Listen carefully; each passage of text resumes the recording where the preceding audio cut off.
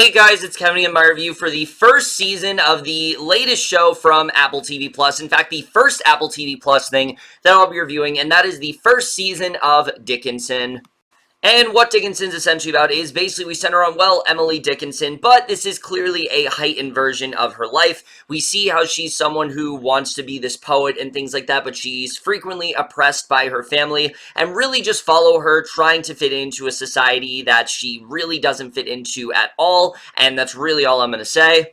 So Dickinson overall, I was really excited for this show. I thought that it definitely did have quite a lot of potential, not just because it was going to be an Apple TV Plus original, and I was excited to see, what kind of content they would put out, but also seeing, that Hailee Steinfeld was in the lead role, and Emily Dickinson being a figure that I think is someone that should have had more pieces of media made about them a while ago, and I was interested in seeing how the show would deliver, and I have to say that it absolutely did. In fact, Dickinson's a show that I really don't think there is getting enough praise as it should. I really do think this is a very well done show for sure. We're just getting to right now, starting off with the cast. And easily, that's one of the best things about the show. I really think if the cast wasn't as good as they were here, this whole thing could have come crashing down. And definitely, I think one of the biggest draws is its lead star here. And Hailee Steinfeld just completely anchors this entire show. And this should not be a shock to you, because Hailee Steinfeld is such a great actress. I've loved her ever since things like Edge of 17 and things like that. I've really been keeping an eye out for her, and she is just fantastic in this role. Emily is someone who, like I said, she just isn't taken very seriously, but she has these big dreams, and she does whatever she can to try to achieve them. She has things that she wants to do. She's very independent in that way, and I really just love seeing the way that Steinfeld played her. You can see that she's someone who has a lot of emotion, and she has a lot of opinions, but she has to keep a lot of that to herself, and you see how that really does start to affect her in that way. And the way that Steinfeld really plays this role is very well done. Yes, Emily can be very snarky. Yes, she's very outspoken, but she also has a lot of emotion that is bottled up inside of her, and especially in the second half of this season, the back half, I think, is really when she starts to excel as an actress here and really starts to show just how great she is in this role. And easily, I think, one of the best things about this entire series for sure, she just completely nailed this role. As far as the rest of the cast goes, everyone else does do a really great job. Someone who I was very happy to see get more work is Elle Hunt as the character of Sue. This is basically Emily's best friend, but also this girl that she clearly does have feelings for, and it's great to see her in something else. I saw her in Anne the Apocalypse last year, and again, another actress that I've been keeping an eye out for, and I thought she did a fantastic job in this series. I don't want to get into much of her, but Sue is someone who is very damaged because of a recent tragedy in her life that she's going through, and the chemistry between her and Hailee Steinfeld is really well done. Even though she's not in this first season as much as you would think she is, I still thought she did an incredible job. She has a monologue in the penultimate episode of the season that really just showed how great of an actress she really is, and I thought she did a fantastic job in this role for sure. I was very impressed by her here. The rest of the cast, Toby, Huss, Jane Krakowski are both really great here. They both do some really strong work. Adrian Enscoe is really good as Austin. Anna Baryshnikov, I really liked as Emily's sister, Vinny. I thought she was really well done here. Someone else I really liked, though, was Matt Loria as the character of Ben. He's this guy that comes into the back half of the season and starts to fall for Emily in that way, and I really like this character a lot. I thought he was really great in this show. I thought that he did a really good job here, and even though he's not in the season a lot, anytime he popped up, I thought that he was really good. I thought him and Steinfeld had really solid chemistry, and I just really enjoyed his inclusion in the show. And even some of the smaller roles, like Wiz Khalifa as Death, a role that really shouldn't work at all, really everyone just gives it 110% here. I was very impressed by the caster overall, and I think that's definitely one of the best things about this show. But now I really want to get into the directing and the writing, which I was overall very impressed by here. And that's the thing that I think is going to throw some people off. The tone of this show is a little bit messy in that way, but I feel like it's supposed to be messy because on one hand, yes, this is very much a period piece, and it does treat itself as such, But then there are moments where the show does try to be more of something that's like on the CW and tries to be more contemporary in that way. And for me, I really did not have a problem with this. I think it did a good job of balancing these two tones really well. There are some times where it can, it can get a little messy for sure, but I think for the most part, it works with what they were trying to do here. And it's mainly because Emily Dickinson is someone who didn't really fit into her own time. She was someone who had so many just ideas that were so radical at the time and did so many things that were just so unorthodox for a lady to do back then. And she, like I said, just wasn't taken very seriously. So I think it actually makes a lot of sense that the show is very anachronistic in that way. There's a lot of anachronistic things with the show. Way a character will talk. Sometimes, yes, it sounds like something that comes from the right time period in like the 19th century or whatever, and then sometimes the vernacular is far more modern in that way. And I think that's something that this show definitely handled very well. I think that the directing here was very strong, and definitely I was very impressed by it throughout the most of this series for sure. The writing, though, is what I was definitely very impressed by, because yes, even though the show is very different tonally, I think it actually does do a really good job of paying respect to Emily Dickinson as a character, because there's a lot that she really is going through. Like I said, she wants to be a poet. She wants to be able to do some really great things with her life, but because it is the 18th century and women did not have many opportunities, she feels kind of trapped in that way. There are a lot of things that she wants to go through. One of them is to be a poet, but she also has these feelings for Sue. And you see her really kind of struggling with that throughout the season. You see Sue as someone that she is friends with, but she clearly does feel for, and she tries to do what she can to get away from that. She tries to live a normal life, but she just can't do that. And I found that narrative to be very compelling in that way, because you really do find yourself feeling bad for Emily, someone who, like I said, just really wants to be taken seriously and really wants to be able to achieve these goals, but it's just tough to do so. There's an episode, for example, where she wants to be a poet, and she goes as far as to, write this poem, but she doesn't get the credit that she wants for it. And I think the show just does a really good job of showing how oppressed women really were back then. Not just Emily, but how oppressed women really were. There's a great joke that the show has, and the show's very self-aware in this way too. It has a really great joke where Toby Huss's character, his big arc of the season is that he wants to run for mayor, and there's a whole scene where Emily's talking about how, like, it's not that she doesn't care that her dad's elected, she doesn't care because she can't vote, and things like that. Yes, it's played for laughs, but it really does do a good job of, again, I think, honing in on the difficulties that women really did face at this time. They did not have many opportunities presented to them, and you have someone like Emily who is annoyed by this, but then you contrast that with someone like Jane Krakowski's character, Emily's mother, who is completely fine with all this. She's just going by the book. She feels that, she basically is fine with what she has, and she doesn't really try to deviate from that. And I actually really did love that contrast there. I think that's probably one of the strongest things about the show, is just seeing how different Emily is in comparison to everyone else, but also how Emily starts to inspire more of her family members. Vinny, in particular, goes through a big transformation. She starts off as the innocent sister that is very much just, your typical sort of woman back then, but then she starts to become a little bit more risque, and she starts to embrace her sexuality more. And I don't want to get into it too much, but I think the show did a really good job of showing that although Emily wasn't respected by most of her family, she did in fact have an impact on them. And I thought overall was really well done in that way, and I really did appreciate that. But the other element that people are definitely going to be a little bit worried about is how they handle the stuff with Emily and Sue. And I'll just say right now, I thought they handled it very well. I was very impressed by the way this dynamic was done. Again, Sue is not in this season a lot. There's a large period of time where she goes off on her own because she's mourning her family that she's lost.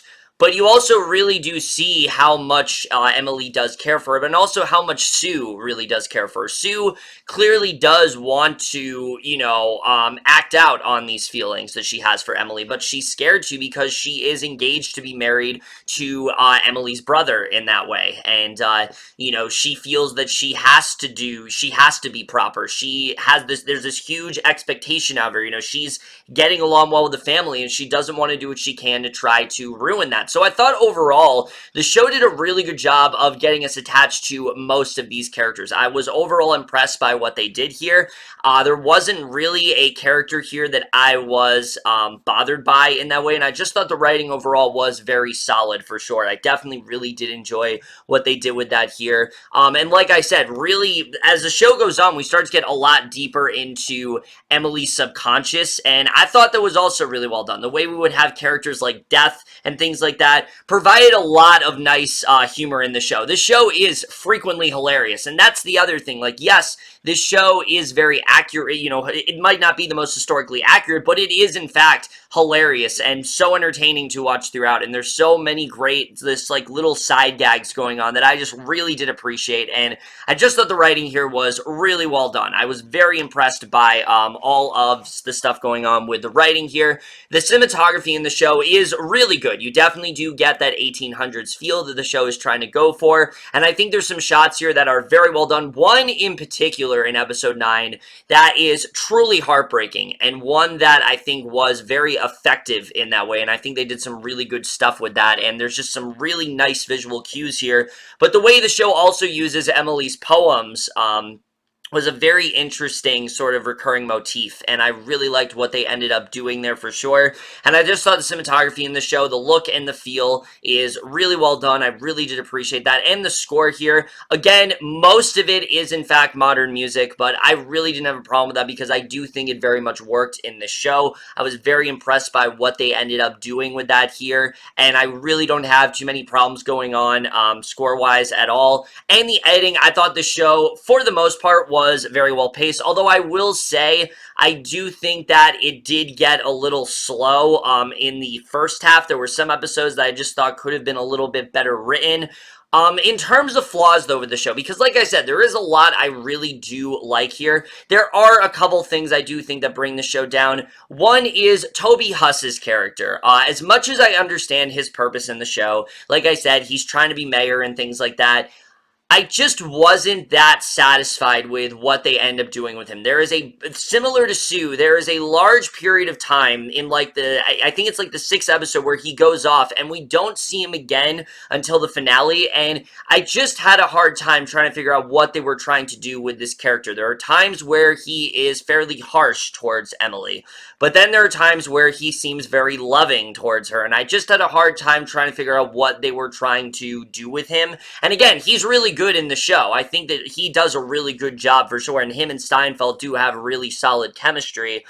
But I do think that they could have handled this character a little bit better. I really wish they did a little bit more going on with him, because Jane Krakowski is a great character in that way. Like I said, I think that her mother is very well written. Someone who, again, just doesn't really care that she's being oppressed because she enjoys the life that she has. But the character of Edward Dickinson, I just think could have been handled a little bit better, and I do think that they could have done more with him. Also, Sue, as much as I think she was a very well-written character, I do think she was a little underused. I think she could have had more to do in this season for sure, and her storyline is such a prominent subject of the show. I wish we had a little bit more time with her and Emily, and I get it that a big part of the show is supposed to be seeing these two apart and what that does to Emily, and it definitely is effective in that way, but I wish they could have done a little bit more there. And there are some things that happen this season that are quite predictable, but that being said, there is one thing that is predictable that I did still think was very effective in that way, so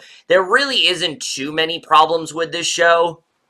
Also, like I said, even though I do think for the most part the more modern themes of the show do work overall, there are at least one or two moments where it felt a little bit overdone. There's an episode especially where Emily throws this party and there's this running gag that they do, and it was funny at first, but I do think it went on a little bit too long.